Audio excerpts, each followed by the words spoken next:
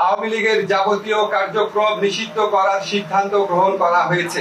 আজ শনিবার 10 মে 2025 তারিখে উপদেষ্টা পরিষদের এক বিশেষ সভা অনুষ্ঠিত হয়। সভায় আন্তর্জাতিক অপরাধ ট্রাইব্যুনাল আইনের সংশোধনী অনুমোদিত হয়েছে।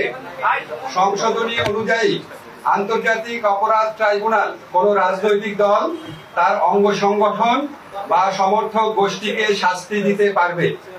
উপদেষ্টা পরিষদের বৈঠকে আন্তর্জাতিক অপরাধ ট্রাইব্যুনালে বাংলাদেশের আওয়ামী লীগ ও তার নেতাদের বিচার কার্য সম্পন্ন না হওয়া পর্যন্ত দেশের নিরাপত্তা ও সার্বভৌমত্ব রক্ষা, জুলাই আন্দোলনের নেতাকর্মীদের নিরাপত্তা এবং আন্তর্জাতিক অপরাধ ট্রাইব্যুনালের বাদী ও সাক্ষীদের সুরক্ষার জন্য সন্ত্রাস বিরোধী আইনের অধীনে সাইবার স্পেস সহ আওয়ামী লীগের যাবতীয় কার্যক্রম নিষিদ্ধ করার সিদ্ধান্ত গ্রহণ করা হয়েছে।